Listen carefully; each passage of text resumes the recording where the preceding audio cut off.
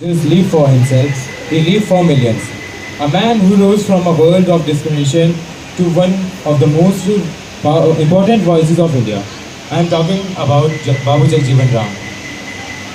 His life is not just history, it's a message. You may be born poor or powerless, but it not mean you stay there. He born on 5th April 1908 in Chandwa, Bihar in a Dalit family. As a child, he was not allowed to drink water at the same pot as the others do in school. So he brought his own. What's an outstanding protest he made? Later, he studied in Banaras Hindu College and Calcutta College, also facing casteism, but he never gave up.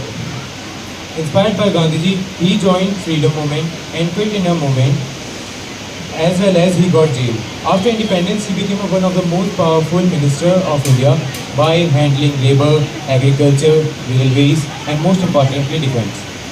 In 1971, under his leadership as a defense minister, India won war against Pakistan. It leads to the birth of Bangladesh. But his biggest fight was for equality. He founded All India Depressed Classes League to uplift Dalits and backward classes. He pushed reservation, access to education, and dignity to those who had ignored from centuries. His voice gives millions confidence to stand up for their rights. In 1971, he became Deputy Prime Minister of India, the highest office a Dalit leader can reach at that time. Despite all of the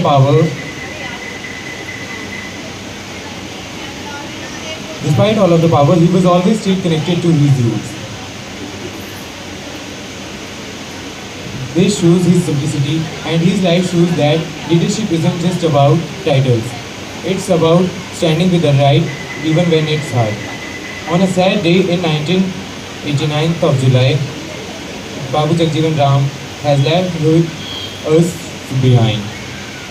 This made it us a sad moment for that day, but he gives us a true leadership and us an inspiration to make equality in schools, offices, and those places where equality matters at a very great moment.